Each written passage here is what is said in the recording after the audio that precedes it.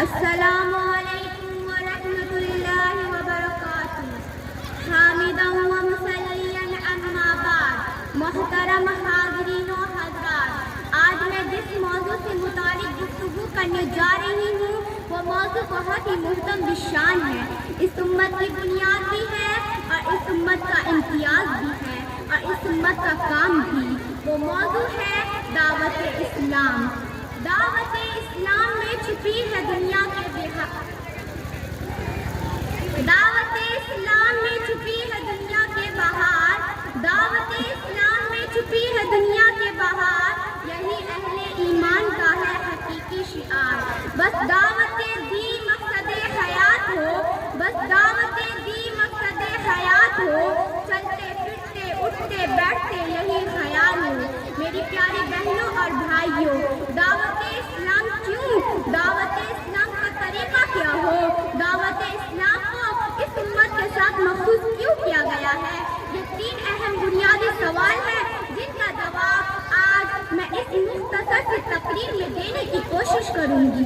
مجھے یقین ہے کہ میرے جواب تمہارے دلوں کی گہرائیوں میں جا کر ضرور دستک دیں گے اور ممکن ہے کہ دعوت اسلام کے فریضے کو ادا کرنے کے لیے تن من دھن سے کمر بستہ ہو جاؤ گی۔ دعوت اسلام کیوں؟ تو اس کا جواب یہ ہے، اسلامی اللہ کا پسندیدہ مذہب ہے۔ اسلام کے علاوہ اس کے بعد اللہ کا کوئی دوسرا مذہب قابل قبول نہ ہوگا۔ اسی پر کائنات کی نجات کا مدار ہے۔ سارے آسمانی مذاہب کی تعلیمات کا مجموعہ اسلام ہے۔ سارے نبیوں کی دعوت کا خلاصہ اسلام ہے۔ ہر فرد کی ضرورت اسلام ہے۔ حاکم و محکوم، آقا و غلام، مالک و مملوک، امیر و غریب، شاہ و گدا، کالے و گورے، مرد و عورت، عرب و عجم، سب کی ضرورت اسلام ہے۔ اسلام ٹھنڈے ٹھنڈے شریف پانی کی طرح ہے، اسلام ٹھنڈی ٹھنڈی ہواؤں کی طرح ہے، اسلام سمجھ بنے سائے دار درخت کی طرح ہے۔ پیغمبر اسلام محمد صلی اللہ علیہ وسلم نے جو فرد پہنچانے کے لیے لامثال قربانی دی ہے وہ سب کے لیے نمونہ ہے۔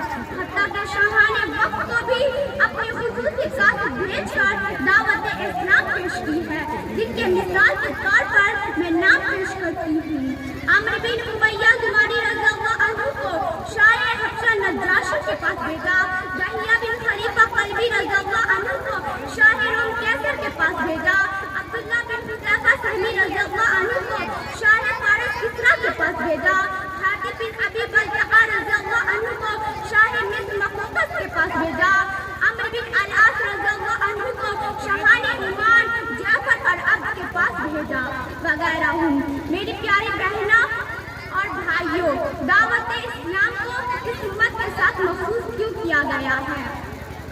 یہ اس لیے کہ یہ امت آخری نبی کی آخری امت ہے۔